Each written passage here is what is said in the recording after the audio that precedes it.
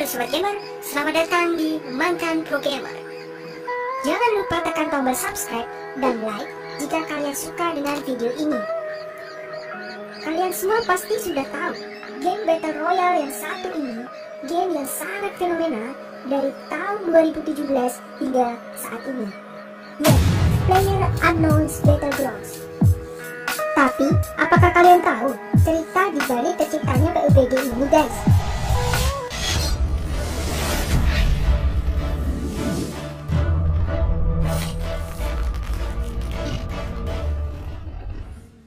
Jadi gini guys, sebenarnya game ini tidak mempunyai banyak latar belakang dalam segi story of film. Situasinya mirip dengan kondisi pasca perang yang dipenuhi dengan distopia.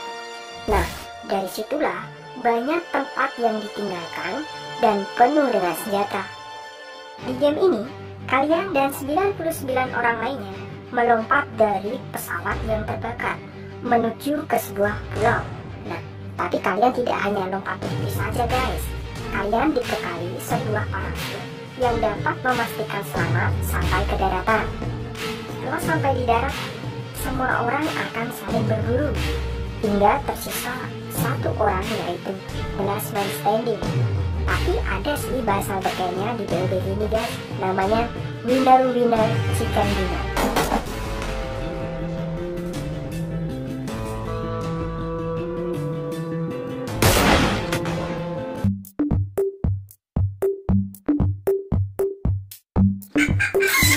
Sebenarnya sih sudah banyak orang yang menginginkan game Battle Royale ini guys, tetapi tidak satupun dari mereka mewujudkannya. Pertama kali datanglah sebuah film yang berjudul Battle Royale. Nah, ini berasal dari sebuah negara yang diidam-idamkan kalian, yaitu Jepang.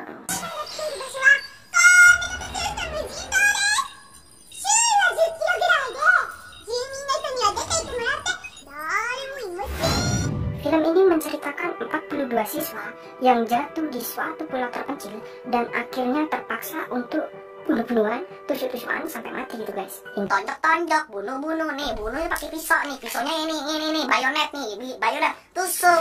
Tapi sayangnya satu guys, film ini tidak tayang di banyak negara, hanya lingkup kecil saja yang bisa menikmati film ini. Beberapa tahun kemudian, datanglah film Hunger Games. Film ini menyalakan api yang membara yang kemudian membakar seluruh jiwa orang yang ingin mewujudkan game Battle Royale. Sampai akhirnya datanglah seseorang yang bernama Brandon Green. Dia menyebut dirinya sebagai PlayerUnknown. Ada hal yang menarik di sini guys. Brandon Green ini bukan game designer, melainkan orang Irlandia yang berprofesi sebagai fotografer dan web designer gitu guys, tapi hidupnya di Brazil. Kehidupannya di Brazil ini hanya berlangsung 2 tahun saja guys, karena dia bercerai dengan istrinya, kemudian memutuskan untuk kembali ke Irlandia. Di Irlandia inilah awal mulanya guys.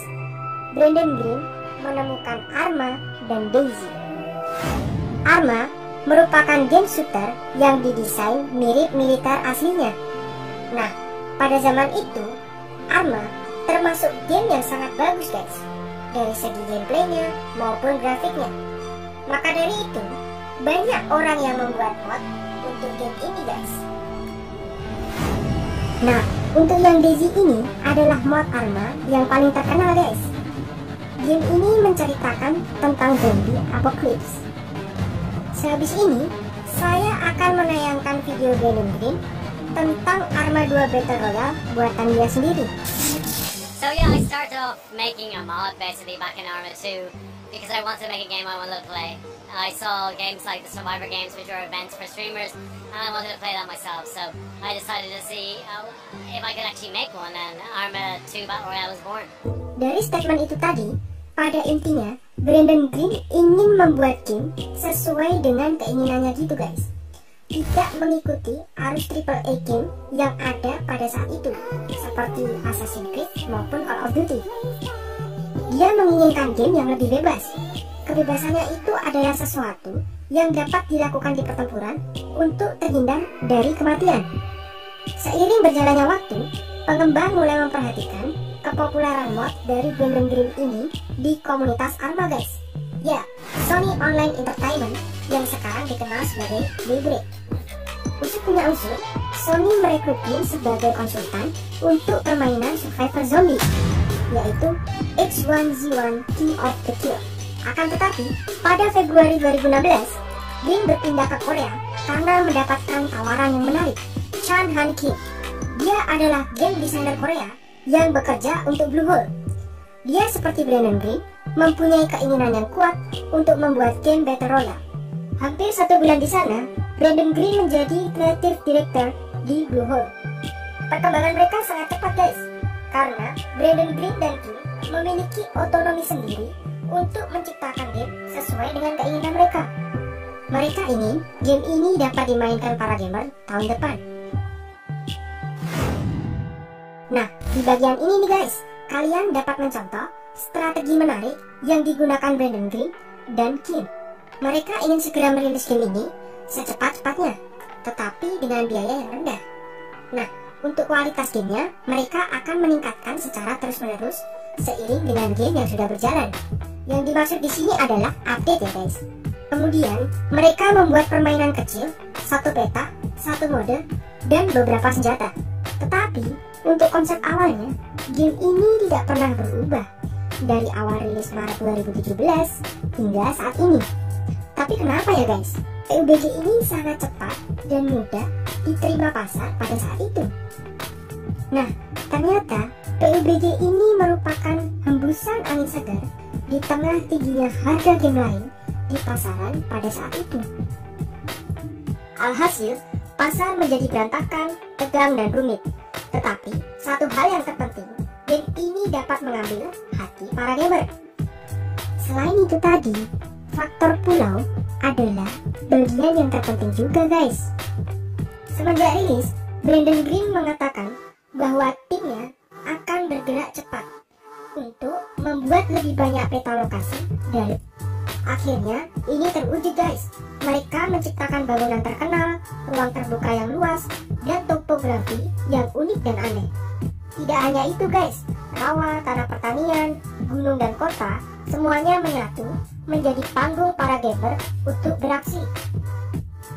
Setelah semua itu berjalan dengan baik, gamer berbondong-bondong membeli PUBG. Hanya dengan Rp220.000, gamer dapat berfantasi menjadi seseorang yang berada di dalam Battle Royale. Game ini tidak main-main guys. Jumlah penggunanya tumbuh sangat pesat. 10 juta permainan PUBG terjadi hanya dalam kurun waktu 4 bulan pertama saja. Masuk di bulan Agustus 2017, PUBG menjadi game paling banyak dimainkan di Steam. Di bulan September, mengalahkan rekor game Dota 2 dengan 1,29 juta pemain yang aktif.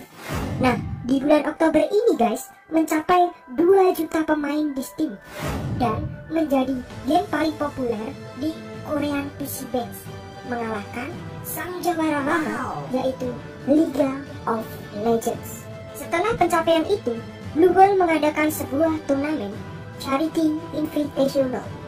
Ternyata kegiatan itu menarik perhatian ESL guys, sehingga diadakanlah Major PUBG pertama yang menjadi awal perjalanan e-sport PUBG.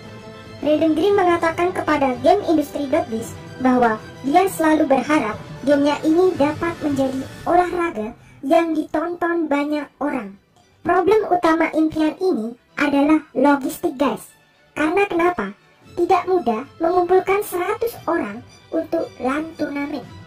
Dan mungkin ini juga yang menjadikan penghalang untuk ESL dan DreamHack. Akan tetapi, e-sport bukan satu-satunya jalan yang digunakan PUBG. PUBG meneruskan penjualannya secara besar-besaran, hingga perusahaan yang lebih besar lagi meliriknya, yaitu Tencent. Setelah itu, Microsoft juga tertarik guys. Mereka membuat versi konsol PUBG di Xbox One. Dan yang paling menghebohkan, pada 19 Maret 2018 hadirlah PUBG versi mobile. salah satu turnamen besar PUBG Mobile akan diadakan pada tanggal 29 November 2018 di Dubai, yaitu PMSC The Finals 2018. Dapat disimpulkan bahwa masa depan PUBG ini sangat cemerlang guys. Tidak ada tanda PUBG akan berhenti berkembang hingga saat ini. Dan dengan adanya banyak peniru yang muncul, itu malah memicu PUBG untuk berinovasi menjadi game yang paling baik di genre ini. PUBG ini adalah awal dari genre sebuah video game, dan tidak ada yang pernah melihatnya datang.